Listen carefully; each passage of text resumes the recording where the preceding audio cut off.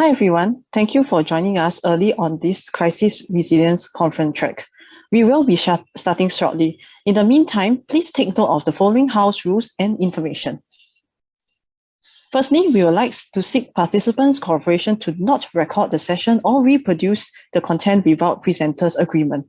The organizer, however, may record the session for publicity and archival purposes. Nonetheless, for non-sensitive content, you are free to share your experience and thoughts on our social media. So don't forget to hashtag ACOP2022. Secondly, you will be viewing this track on your conference platform, and you are free to add in your comments in the chat function. If you experience any difficulties on the online platform, you may also reach out to our organizing team in the chat. Thirdly, if you have questions and you would like to ask the presenters, please type them in the Q&A panel instead. You may also wish to upvote questions posed by others if you would like them to be answered. For further information on how to navigate the conference platform, you may access the self-help guide that has been uploaded onto the platform. Thank you. A very warm welcome to everyone to ACOP 2022. I'm Samantha, a psychologist with the Singapore Police Force, and I will be the facilitator for today. Before we begin, let's start with a short activity. If you could see on the screen, I would like everyone of you to answer a simple question on how are you feeling today. So on a scale of 1 to 7, please key in the number that best fit your mood today in the chat. Okay, so we are waiting for some of the comments in the chat with regards to your mood. So feel free to, from a scale of 1 to 7, just share how are you feeling right now today at this conference. Okay, mostly 6, mostly 5 and 6, relatively good. Okay, everyone seems to be on a happy range. Okay, so mostly 5, mostly 6. Some of you are on the 7, which is good. I mean, it's close to the weekends at this point of time. Okay, so far so good. I think generally everyone is on a scale of 5 to 7. So I think everyone is in a good mood today. So now, really thank you all for your active participation. So just to remind everyone again, to not record the session or reproduce the content without presenters' agreement. Delegates could also find the recordings of the conference presentation on this platform after today's proceedings. So for today, we have a total of 3 presentations that each will be lasting about 15 minutes. So there will be a live Q&A segment at the end of the track, and our speakers will be taking the respective questions from the audience. Just to let you know that Dr. Sharp unfortunately will not be attending the live Q&A as he's currently unwell from COVID. But we strongly encourage all attendees to post any questions or comments that you might have for the presentation via the Q&A tab. Without further ado, it is my privilege to introduce the first presenter for this session. So the first presenter that we will have is Dr. Matthew Sharp. Dr. Sharp is a professor of psychology at the California State University, Fresno.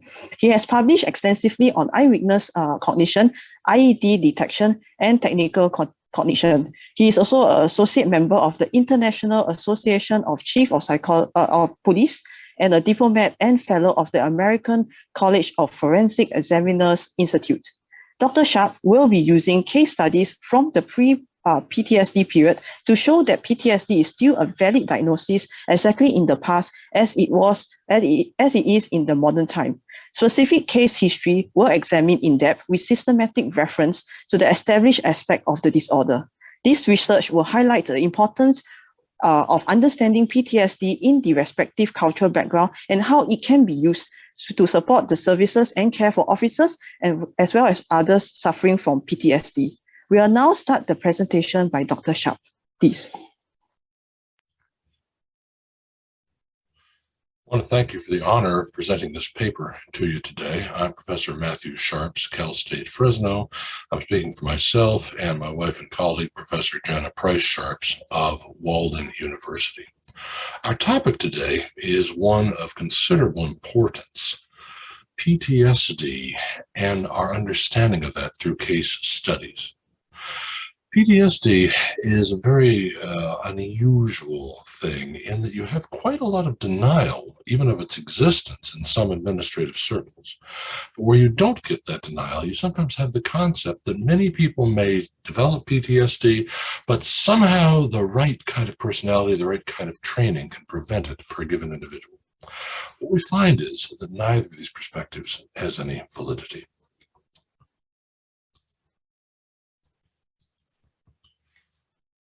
Is PTSD real? Well, Dr. Price Sharps and myself, we began to get the question here, how best to answer this?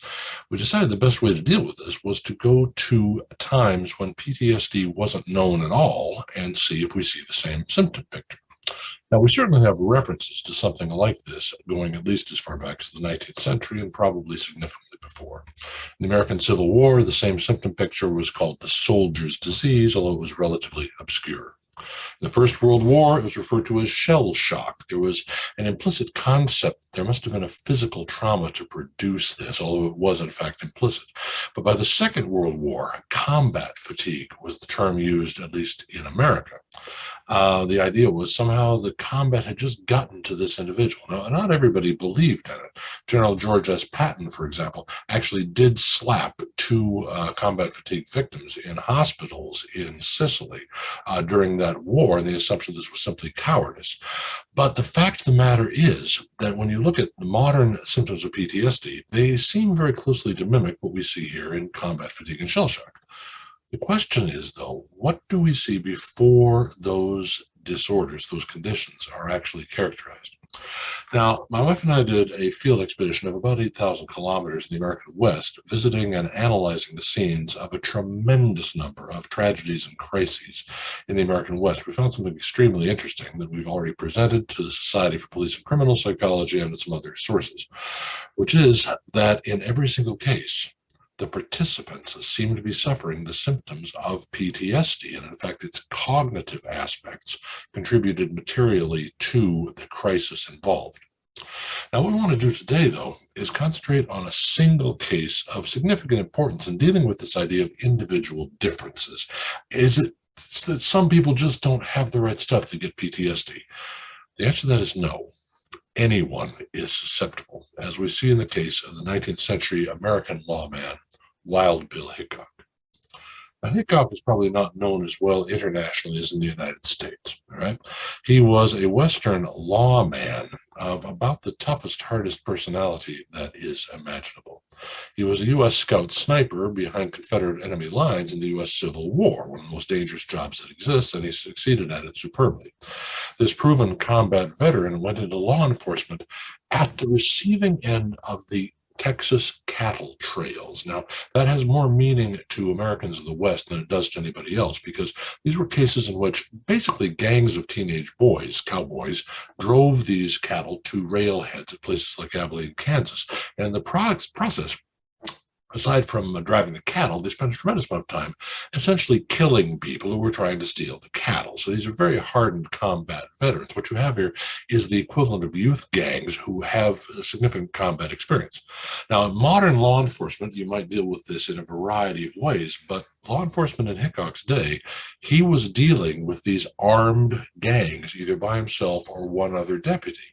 And yet he kept the peace extraordinarily well. He was an extraordinarily good lawman who did wind up killing a great many people in enforcing the law. Okay. But there didn't seem to be a thing wrong with Hickok. We sometimes joke that Hickok is as if an oak tree and an anvil had a baby. It was like psychological factors would be completely irrelevant to a person like Hickok. And then everything changed. In a gambling incident, Hickok was an inveterate gambler. He actually killed another gambler with whom he had a dispute.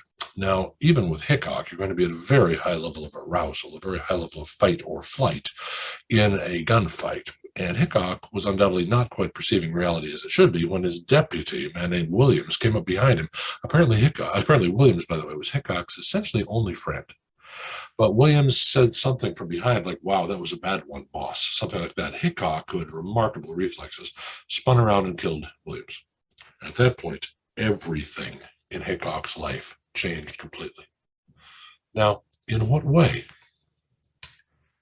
Hickok never killed anyone else in his life. Now, for most of us, that would be normal and salutary, but Hickok, quite frankly, no. The only protection for an American lawman in what was literally the Wild West was if he had his badge. If he was a police officer, no one would dare just simply kill you because they would be hanged. Without the badge, you had no protection. Hickok had hundreds of enemies with lethal combat skills, yet he resigns his badge. He goes into a state of unreality to the point that, well, I'll probably be all right. He falls in love with a lady of the circus world, all right? And now he needs a new way of funding his life. So what he decides is to make a fortune in gold. That's something that many rather dissociated treasure hunters would have in common with Hickok. He goes to Deadwood, South Dakota, okay, which is west by northwest of Abilene, Kansas. And he then basically decides to make his fortune as a gold miner. He's going to make huge amounts of money in this. Well, lots of people develop these ideas, even though very few people ever succeed at it. The problem is that gold mining is an essentially dirty occupation. You're digging in the earth. You're going to get dirt all over you. You get dirty. And the fact is that Hickok always dressed beautifully by the standards of the day. Hickok hated getting dirty. Now imagine this. He decides, I'm going to fund a completely new life where my new wife and I, and the relationship there is rather obscure. My new wife and I will have a wonderful life in a nice civilized world where none of my enemies will find me. I no longer have the protection of my police badge. And I'm going to make my living doing something that I hate, but I'm going to become terribly rich at it. The fact of the matter is that Hickok's gold mining period lasted 2 days. There's no other way for him to make a living, so he returns to gambling. And this is where things get very, very interesting. This is where Hickok dies. Because he gets into a situation in which he is fleeced, which is to say, taken all the money from another gambler. His name was Jack McCall. And then at the conclusion of the game, Hickok offers him a little bit of change to buy some breakfast to buy a meal. Now, this is an insult, a direct insult to McCall, but there's no evidence whatsoever that Hickok intended to insult him. He's simply not seeing reality as it is. Any gambler of the American West would have seen you don't do this, and yet Hickok did it, apparently inadvertently. Now, how was it that Hickok was actually killed by Jack McCall? Let me direct your attention, please, to this diagram, which is not to scale and many details are not there. But you're looking here at the murder scene, the number 10 saloon of Deadwood, South Dakota, which is still there. It's a few feet below street level, but you can actually go in there and see it. And what you've got is a fairly typical layout. This particular saloon has 2 doors, not one. Here is the bar, and here are a number of different tables. I've just placed those in different locations here where people would sit, play cards, and so on and so forth. Now, Hickok was a person, as many gunfighters were, he did not want to sit with his back to a door. The problem is the number 10 saloon has 2 doors. So there's really only one safe place at any given table. It's with your back to the wall. Here you see this green S here. That's Hickok's typical safe seat where he would sit when he played cards, so he could actually watch both doors. Hickok winds up sitting here in a very unsafe position. Now, how does this happen? Well, let's deal with that in a few moments, right? Hickok is here. McCall walks through the door here in the blue line. Now, he is perfectly within Hickok's line of sight. Hickok knows that McCall is enraged at him. Hickok is so focused on his cards that not only does he not attend. He must have seen him, but he does not attend to McCall's entrance. McCall stands behind Hickok for several minutes, with Hickok completely ignoring him. McCall then approaches from behind, kills Hickok. This is where the concept of the dead man's hand in cards comes from in America, the aces and eights, which Hickok was holding in his hand at his death. Now, how does this actually happen? How does a man who survived this tremendous number of gunfights and ambushes wind up killed by this other player? Well, excuse me. The symptoms of PTSD are often very similar to those of extreme physiological arousal, for the very simple reason that in a PTSD episode, when the person is really going into the point where they're not really seeing reality clearly, the heart rate's going to be very, very high, and they're going to be in a similar state to someone who may not have PTSD, but is an extraordinary state of arousal. Now, one of the things you'll see there is impulsive behavior, but with little regard to reality. A person may suddenly think that they're back in a scene that no longer exists, a scene of terrible danger. And what you'll see is impulsive behavior with very little regard to reality. What does Hickok do after this event, this traumatizing event of shooting his deputy? Impulsive behavior with little regard to reality. Hickok gives up his law enforcement career and the safety it provided to pursue completely unrealistic options. Now, this is very consistent with a state of dissociation in which reality is not being seen clearly. His beliefs in an unrealistic future motivate him to unrealistic actions. He makes an unrealistic estimate of how McCall would deal with his actions, and he doesn't see the importance of McCall, doesn't see the hazard there. There is a dissociative process, even when that enemy is directly behind him and armed. Now, another of the major symptoms we'll see here is very, very strange. Even a highly aggressive, highly physically courageous person may engage in inappropriately submissive behavior. And this is why Hickok winds up sitting, if I may, in this unsafe seat. There was already a player sitting in Hickok's preferred chair. Now, Hickok was apparently polite. This person sitting there was a teenage boy. Hickok went up and said something polite. Something, would you mind if I sit there, partner? That's my lucky seat. Something along those lines. The teenage boy is rude to Hickok, says, no, get away from me. Now, Hickok, under normal circumstances, would never have tolerated that. But instead, he engages in completely submissive behavior. He says, oh, okay, sorry to have bothered you. And goes and sits in a position that he knows is one of extraordinary hazard. Now, in his game, we often see, and in conditions of high stress and of PTSD episodes, tunnel vision. People tend to see only that which is directly in front of them. They tend to miss what's to either side, what's on the periphery.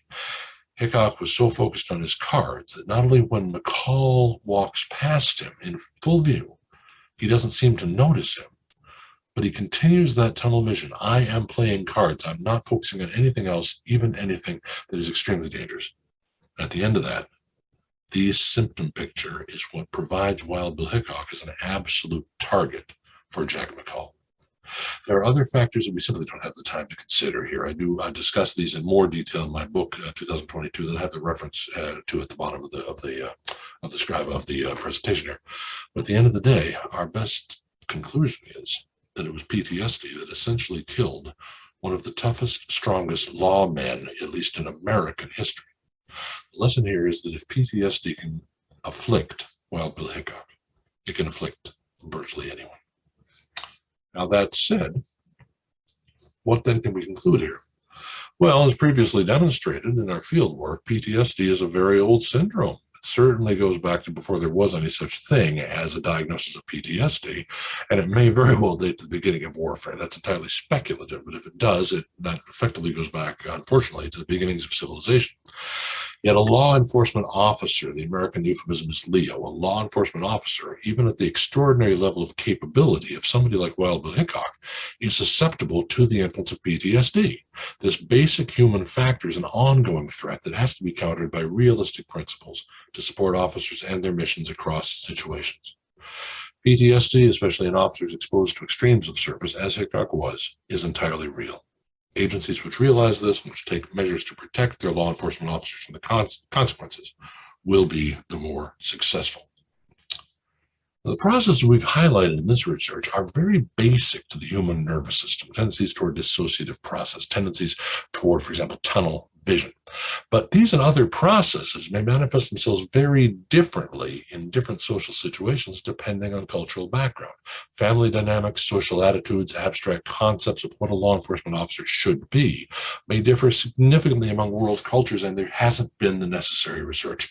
Much PTSD research to date is focused on the West. Okay, not just the Western United States, but Western culture in general. And it's important at this point in the history of these studies to begin studies of specific manifestations of PTSD at higher social levels, employment levels, etc., across world cultures to develop a better understanding of the relevance of specific symptoms and the sources of resilience. Even a Wild Bill Hickok did not display sufficient resiliency to avoid lethal consequences of PTSD. We need to know what these will be in order to ameliorate them in Asia, in America, and throughout the world beyond. I want to thank you for your time and for your attention to this paper. Thank you.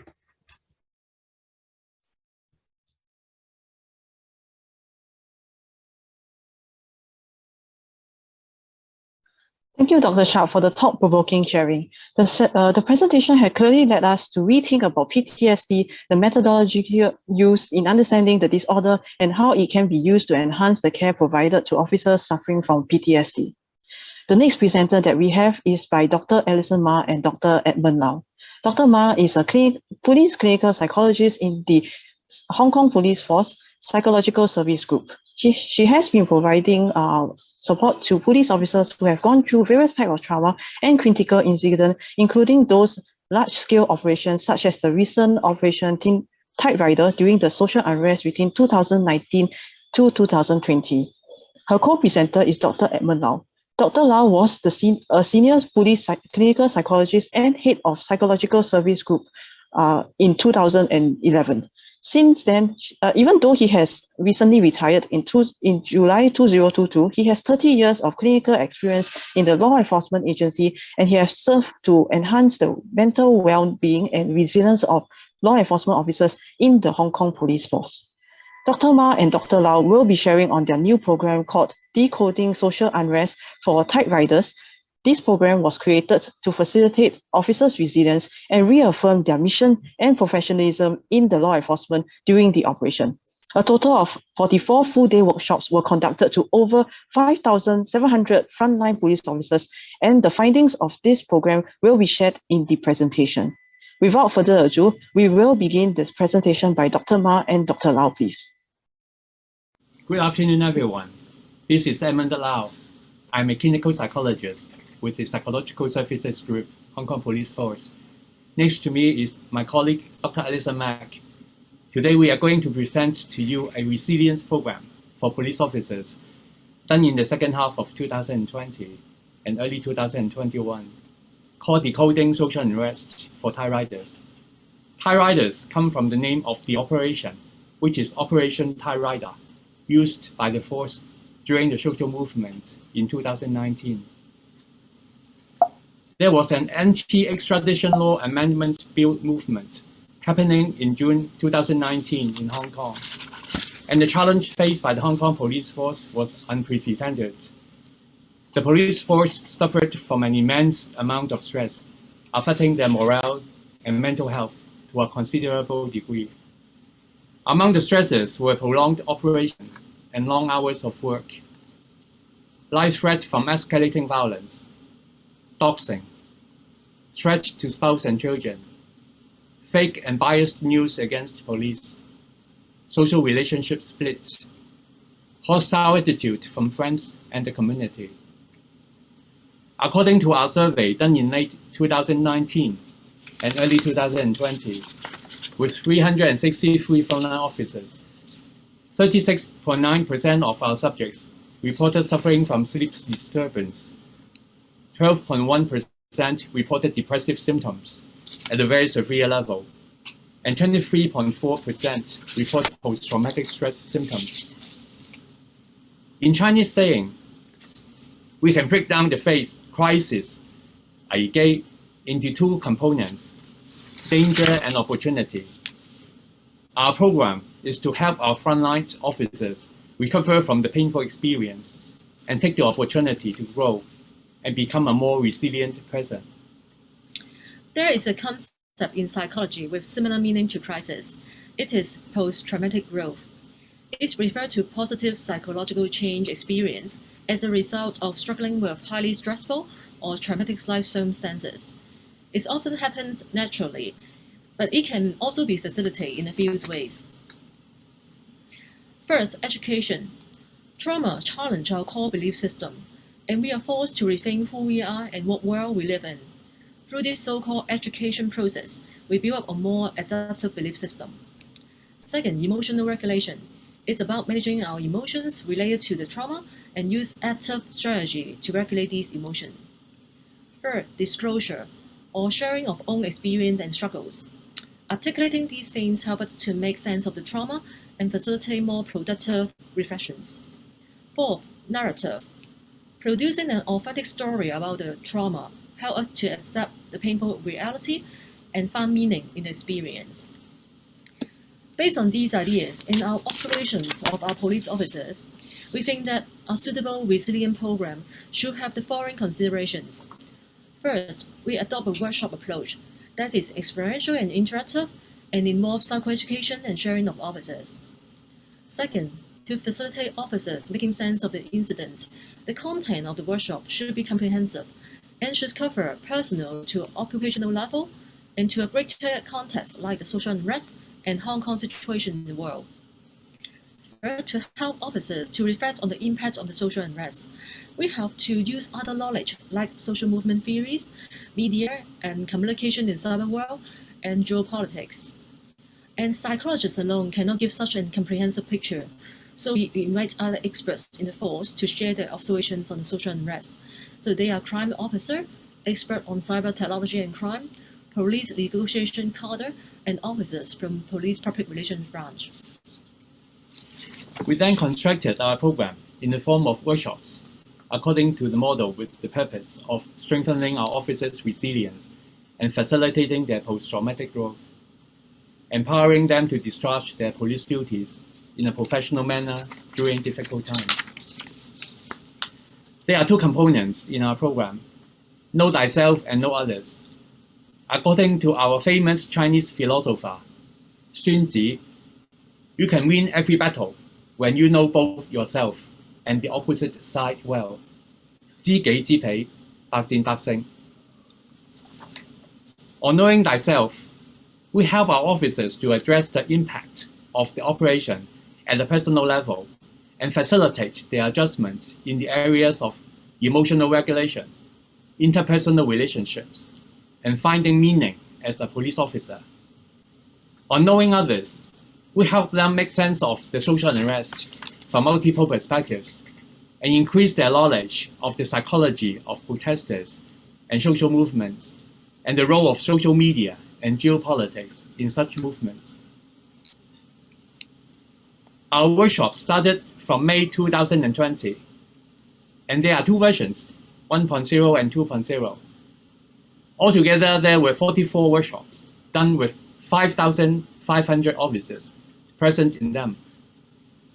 Owing to the very positive feedback from the participants, we also produced a training day video containing its main points and important messages extracted from the workshops and show it to all police officers during training days. Now we would like to show you a video which captures some of the highlights of our program.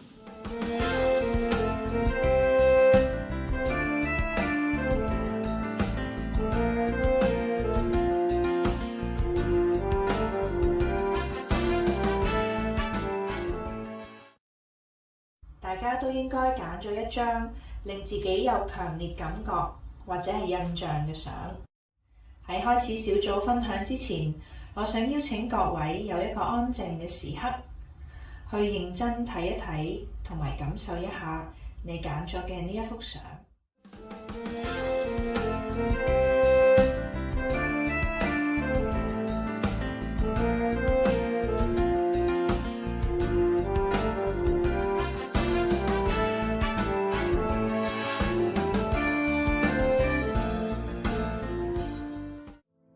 社會心理學點樣解構社會矛盾嘅現象呢？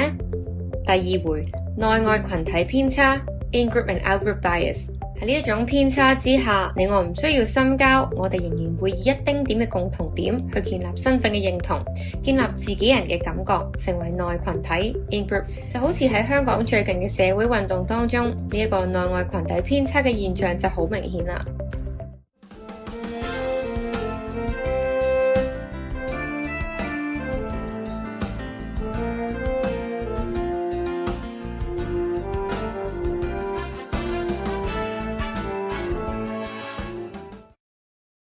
發現咧，有樣嘢咧叫做3N 模式、3N model， 咁咧就由3個 N 組成嘅。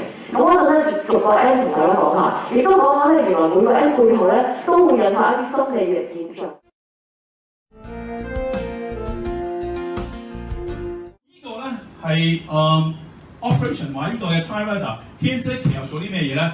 就係我哋由係9月開始，我一共見咗236位被捕人士，我哋公司係同佢傾咗偈。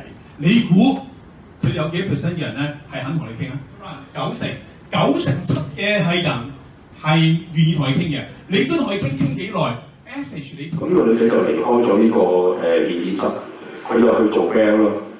佢問我唔係想話你啲咩嘢，我係想講咧，我想叫你啲前線嘅同事小心，叫做勇武。嗰啲人係會傷害你啲同事嘅，我擔心你啲同事受傷。我去到呢一度咧，我突然間咧，我好震撼。佢1個幾2個鐘頭之前，佢話佢好憎警察，一世都唔會同佢講嘢。但係喺之後，佢唔止關心，即係唔知俾我約出嚟喎，佢仲關心埋我啲同事。我嚟緊咧講落去嘅嘢咧，就係我哋講 Taiwan 嘅另外一邊，特別咧係網絡世界睇翻落去，你會睇到一啲你喺地面上都睇唔到嘅嘢。OK， 第一樣嘢嘅方面咧，我講咧就係呢個起底。而我成日都同人講咧，呢個起底咧，嗱你知啦，即係好多人講話香港會捍衞言論自由，有咩唔應該干預個法庭啊咩。但我可以同大家講咧，其實呢個起底咧係一個好強嘅威力。咁所以我想講咧，好多我哋見到 Taiwan 嘅，你以為係單一事件，但係其實你再左右背後一新高嘅頭望咧，周邊發生嘅嘢係直接同我哋有關。而喺知己嘅層面，我哋要了解自己嘅死穴。超人都有弱點啦，我哋要知道自己情緒嘅臨界點。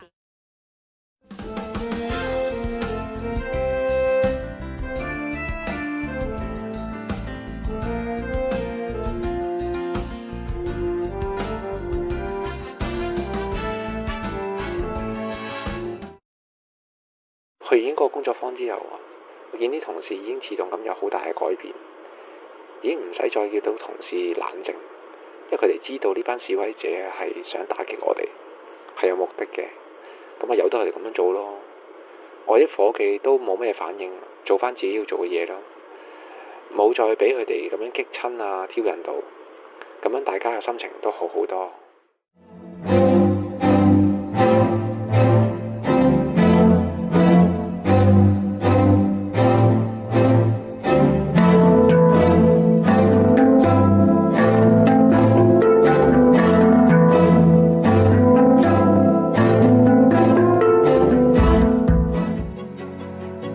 香港嘅大環境已經變咗，作為警務人員，我哋可以抱住咩心態去面對？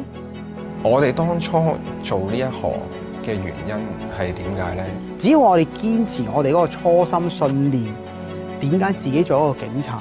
要學識一樣嘢咧，係去接納，唔會係因為你係黃或者藍而 provide 我哋嘅 service 嘅。你有需要我哋幫手嘅時候咧，我哋係會盡心盡力去做，呢個亦都係我哋嘅天職。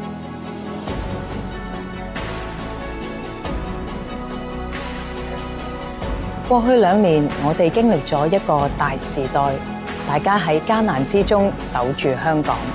呢個家能唔能夠繼續安穩落去，就有賴大家嘅忠誠、勇毅同智慧。Now, I would like to talk about the feedback and outcome of the DSUT.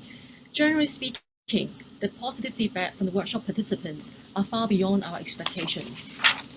Informally, we receive overwhelmingly positive comments from officers through WhatsApp after each workshop. They like the workshops, find it useful to adjust their mindset and better prepare for the operation. They also like the sharing from the guest speakers, helping them to rethink about the social unrest. Formally, we collect participants' feedback through an online platform.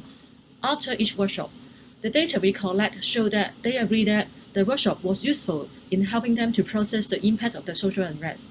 As you can see, this is a part of Knowing Thyself in DSUT 1.0.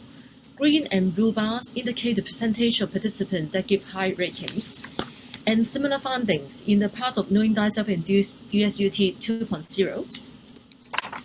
This is a summary of the above result. In the part of Knowing Thyself, more than 70% of participants agree that the workshop helped them to release feelings and manage emotions and understand how to manage their stress, and help them to understand how the social unrest affect relationship splits. And about 65% agree that the workshop helped them to readjust their mindset and devote to police work again. The positive results in the part of knowing others in both DSUT 1.0 and 2.0 are even more obvious.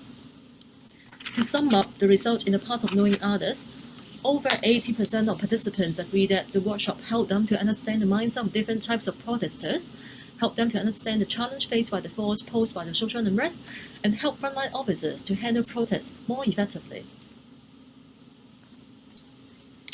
Now, what have we learned from the program? After enduring so much stress after taking part in large-scale police operations, it is important to provide a safe space in which officers can express and process their emotions and negative experiences. It is also helpful to add a cognitive component to help officers to understand and to make sense of the social unrest from multiple perspectives, so that they can appreciate more the meaning and mission of their role in the operation. It is necessary to take care of family members who are often an important source of good morale and resilience. We suggest that it is better to prepare family members well in advance of large-scale operations. Last but not least, communication within the organization during crisis is often difficult, but vital to its agility and resilience. On this, we invited different experts in our program to bring synergy to achieve a team-building effect, which was very helpful with boosting pride, morale, and a sense of belonging. This is the end of the presentation. Thank you very much.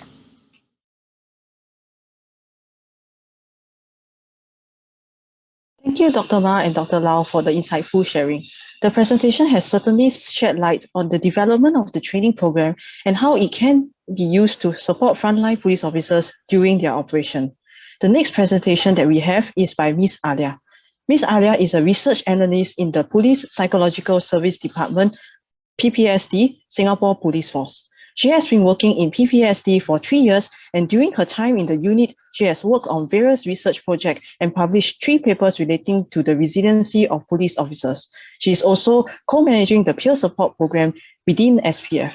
Ms. Alia will be sharing on a mental health screening tool that was developed to help supervisors to identify investigation officers who are at risk of psychological injury so that the necessary intervention can be provided to them. This screening tool was developed as part of the overall resilience framework called Thrive. User feedback data was gathered from the supervisors, and the results will be explored in the presentation. Without further ado, we will start the presentation by Ms. Alia, please.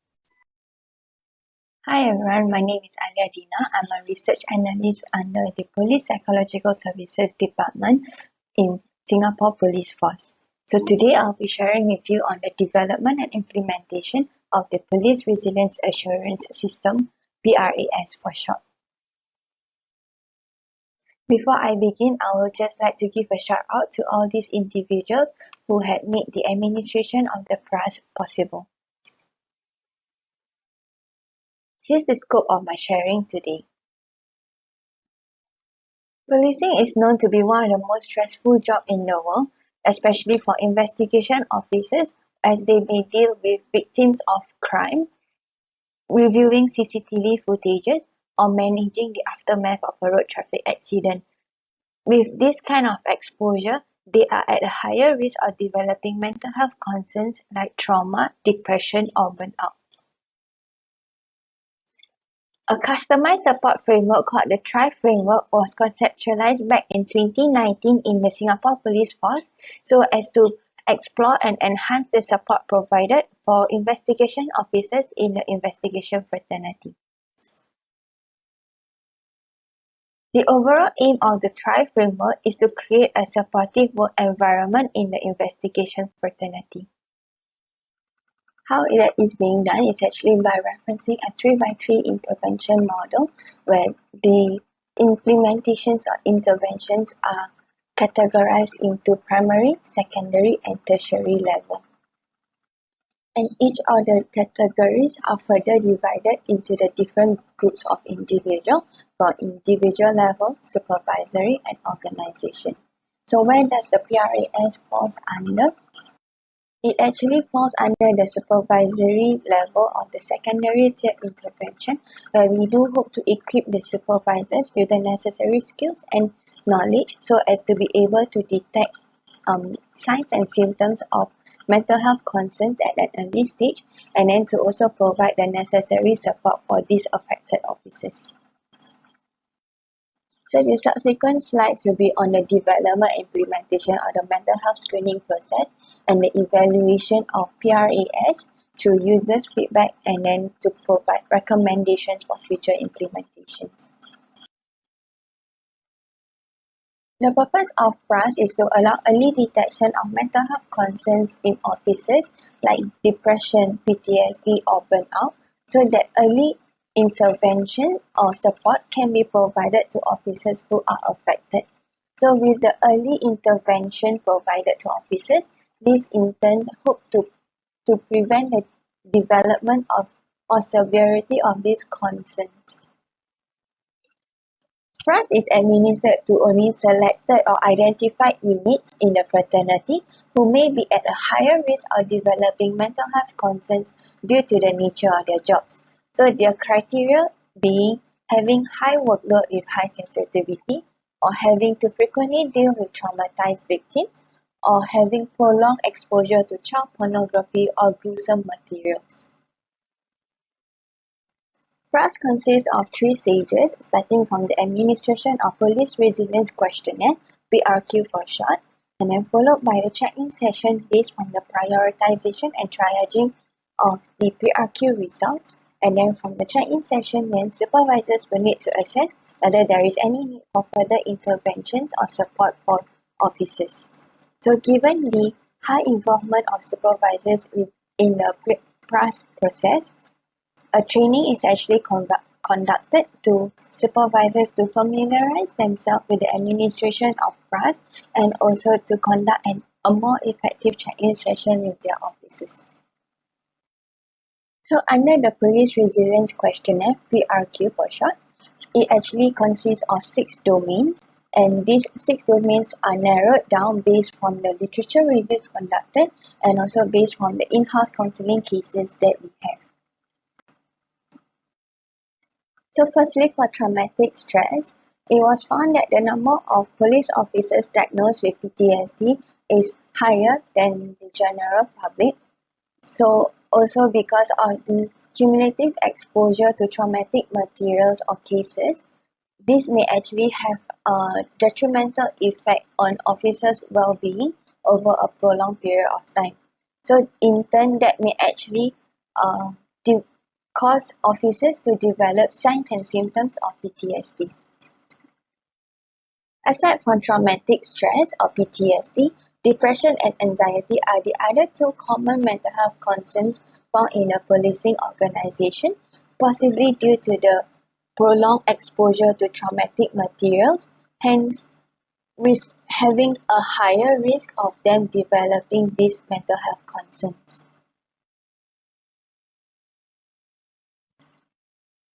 Given that officers have easy access to their firearms, this may be a cause of concern in ensuring that the weapons are not misused. Additionally, with the higher risk of officers developing symptoms and signs of PTSD, depression, and anxiety, that may actually contribute to a higher risk of officers having suicidal thoughts or ideation. Not all officers have direct exposure to traumatic materials or cases. Some of these officers may have indirect exposure, for example, having to handle victims of trauma or having to review CCTV footages of outreach of modesty. So this may actually risk officers to being vicariously traumatized due to the indirect exposure. And lastly, due to the high stress level and the cumulative exposure, this may actually lead to officers being more susceptible to symptoms of burnout over a prolonged period of time. So based on the results from the PRQ, officers are triaged based on 2 considerations: whether there is any presence of suicidal ideation or presence of high severity in any of the other 5 domains. So they are then triaged into three different priority levels: high, moderate, and low priority. Based on the priority levels, supervisors will then arrange a check-in session with these officers. So some of the topics to cover during the check-in includes whether officers have any suicidal thoughts or ideation, and then to check in with them on their current issues or concerns that they may have at the moment, and how are they coping with these stresses or issues at hand. And lastly, to also, as a supervisor, ask officers on what kind of help can them as a supervisors offer to help with these issues that they have. This is a sample of the check-in guide manual that is provided to the supervisors. So there are two different sets of manual for high priority and moderate priority. So this is the summary page of the check-in guide, where this is for supervisors' reference to actually just note down what was shared during their check-in session. These are more snapshots of the check-in guide. There are actually suggested questions and prompters for supervisors to ask their officers based on the respective topics to cover. And on the right-hand side, there are also blank spaces for supervisors to just note down information or details that they wish to note on. Okay, so moving on to the evaluation of the screening process. The pilot run of PRAS was conducted back in November last year for a period of 1.5 months. So a total of 9 units with 304 officers who had responded to the pilot run. So these are the internal consistency of each domains under the PRQ.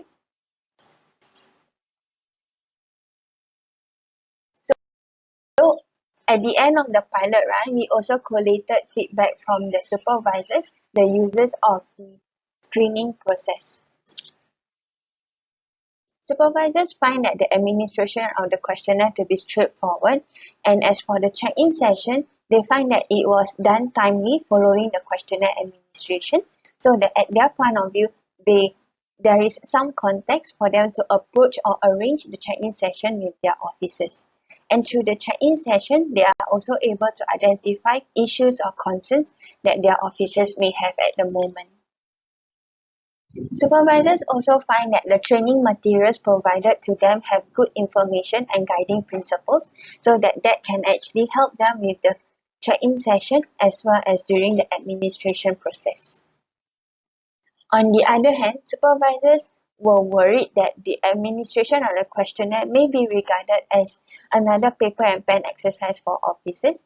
And also under check-in session, supervisors were concerned that officers may not be comfortable or may not open up to them to share on their worries. Some of the other issues that supervisors shared was that some of the questions were misinterpreted by the officers, hence leading to these officers being triaged under the high or moderate priority. And under the check-in session, due to the social distancing measures in place at that point of time, the check-in session was done virtually, hence leading to a lower quality of session as compared to a physical session. While supervisors had mentioned that most of their officers require no further interventions, some of the interventions provided includes providing the resource list, providing different work arrangement, and also to distribute the workload amongst the colleagues. And lastly, the check-ins with their officers did not end during the screening process. Supervisors also did an informal check-ins with their officers just to ensure their well-being are taken care of.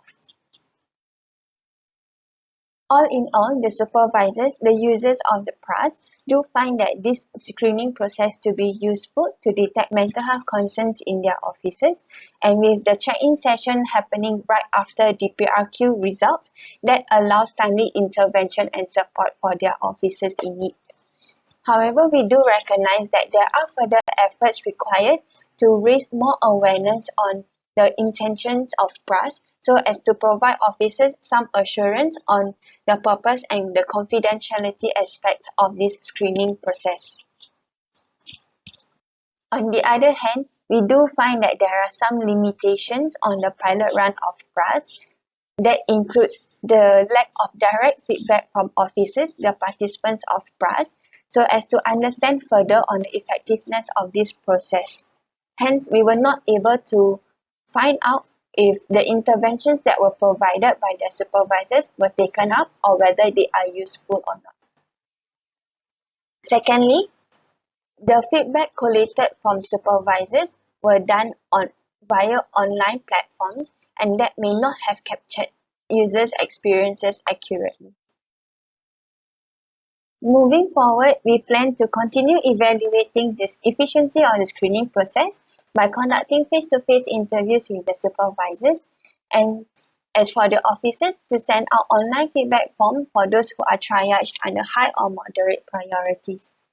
Also, we do hope to raise more publicity efforts and awareness on the intentions of PRAS through the upcoming Thrive initiatives. And with that, I've come to the end of my sharing. Thank you for listening.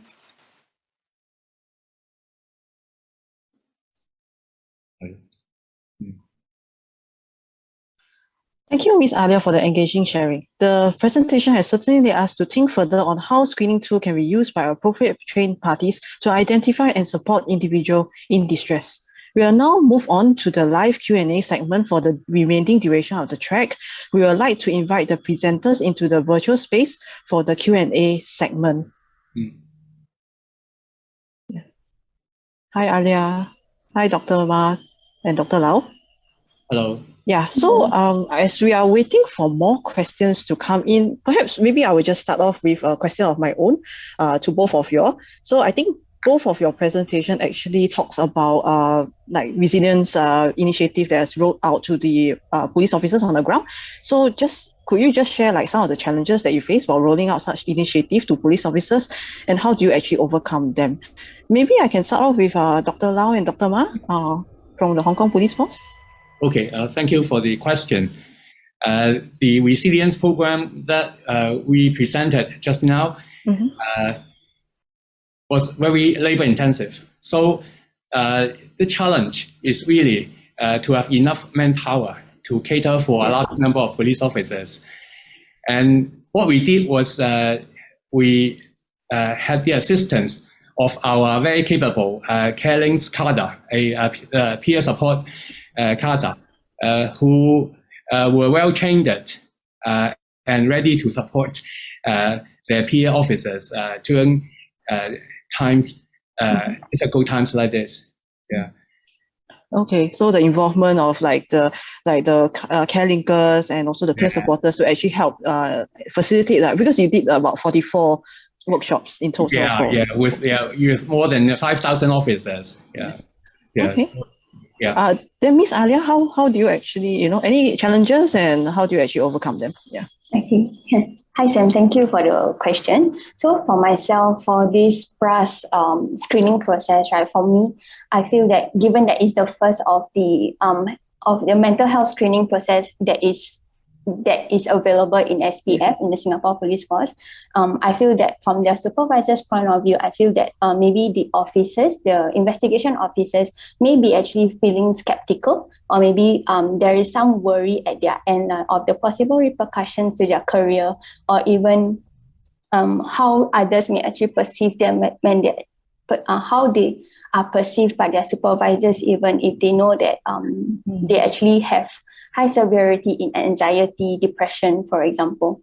Yeah. So how it was overcome is more of like during the training to the supervisors, then I will actually be emphasizing, I actually emphasize a lot on the purpose of the initiative, on the purpose of the screening process, like what is it for, and through that, that is actually a way of like to reassure the supervisors that this screening process is there to actually assist them, to help in a way to help them to actually to get to be like a first step for their officers to know like what kind of concerns that they have, be it mental health or even work related concerns that they might have at that point. So in that sense, that could actually be the topic starter or the conversation starter for these supervisors to help their officers.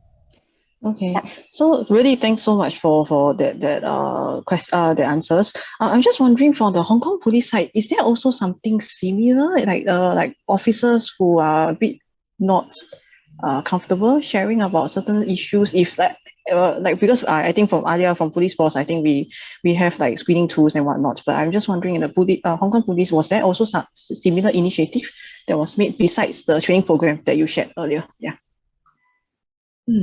Maybe, we don't have that kind of screening tool and kind of check-in session by supervisors. Mainly, we kind of actively promoting our service to make known of us to those police officers when they are really young, when they're starting their career in the police college, and we hope that because by seeking help, it needs to be on a voluntary basis. If they are forced to come, they may not have that kind of trust or that kind of initiative to disclose themselves.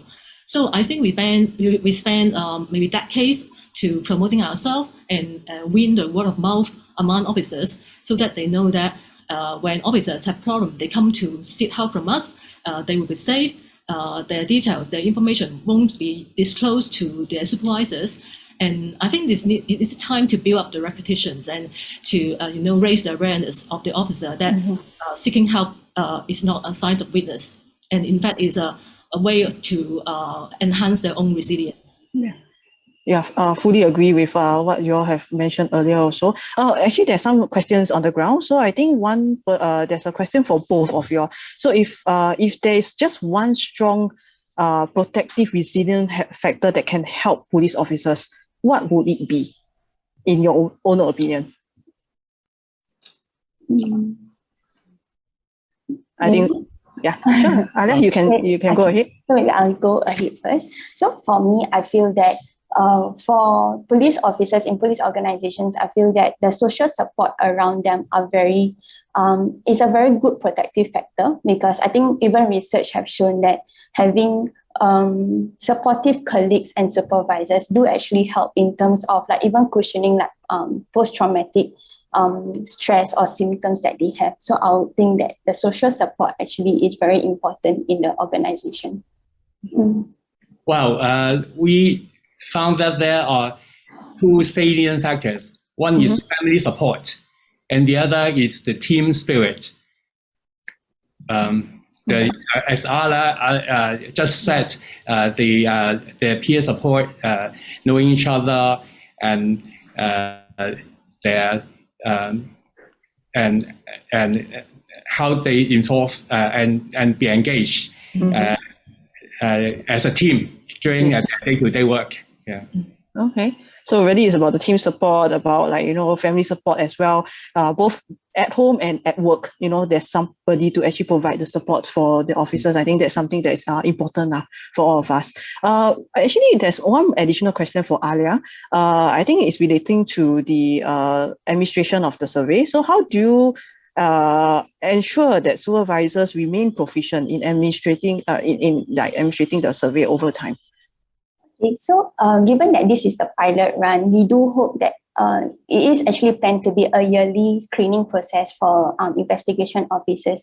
So apart from myself, we do have this Thrive work group that is also helping out with this administration. So we do hope that in times to come, we would be having like reminders to supervisors to say that actually, hey, maybe November is like a specific month to do this screening process. So then maybe in October, we can be sending out like refresher materials to them to just to remind them that November is a time for them to actually do that screening check on their officers.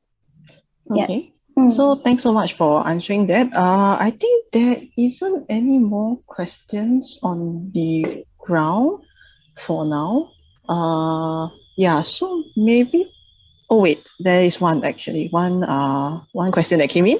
So maybe we will just take this time to actually answer this last question.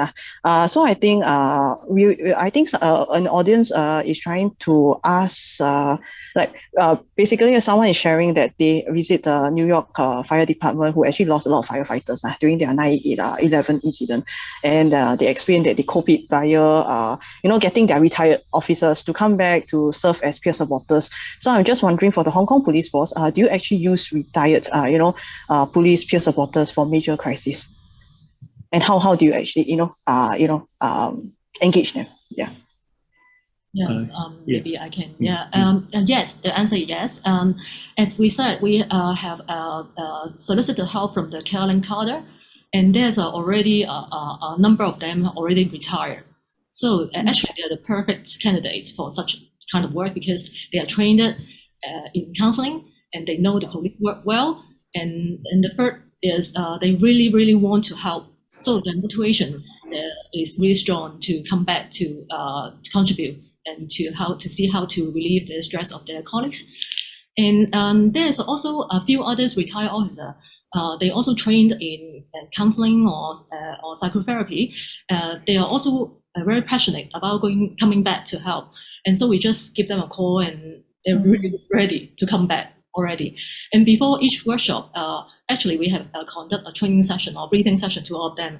So they basically know the skills of counseling. They just need to know what we are going to do, what the group is going to be conducted, and some some sensitive issues or some point to notes, that kind of briefing, and then it's okay. The retired officer is really a good asset. Yeah, I can say. Okay, so thank you so much for all your sharing. I think we have come to the end of this Q&A segment. So I invite everyone to join me to thank the presenters for sharing with us on their research. And I'm sure everyone has gained much insight into this track. So now, following from this series of presentation, we are now look forward to the next segment of the ACOP program. So I think we are pleased to have a few speakers to discuss on the topic of extremism, hate, and disinformation as part of the special session. So I will actually hand over the time to Ken, who will then facilitate the special session. Thank you so much. Thank you. Thank you. Bye. Thank you. Bye.